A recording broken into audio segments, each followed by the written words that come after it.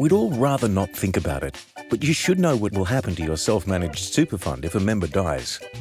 Bob and Greg are individual trustees of a typical SMSF. But what happens if Bob dies?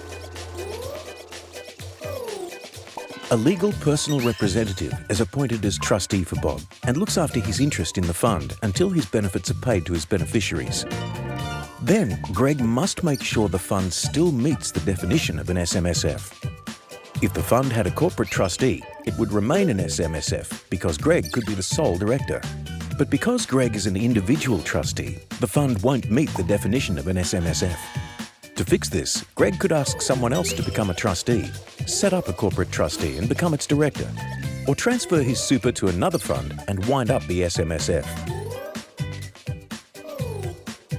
Bob's death benefits must be dealt with as soon as possible. If the fund has limited cash available, assets may need to be sold to pay the benefits.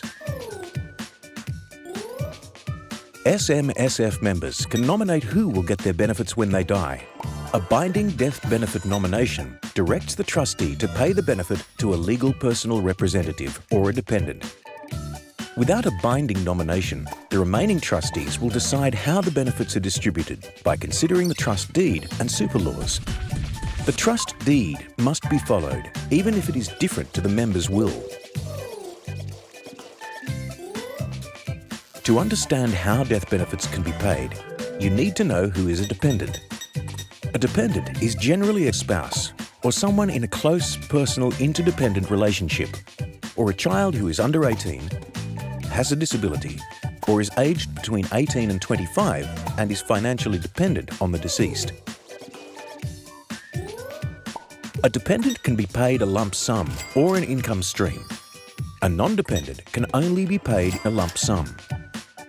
Benefits paid as a lump sum to a dependent are tax-free, but a lump sum paid to a non-dependent will be taxed. Lump sums can be paid in cash or non-cash form, for example, shares or property. The trustee may need to withhold tax from a death benefit. Working this out can be complex and will depend on a number of factors. If a trustee has to withhold tax, they must register for PAYG withholding and complete some other ATO forms. It's wise to plan ahead. If there is a dispute over the payment of death benefits which can't be resolved, it may lead to costly court action. Clear guidelines in the trust deed will help prevent problems. An SMSF professional can help you get it right. For more SMSF information, take a look at our other videos or visit the ATO website at www.ato.gov.au.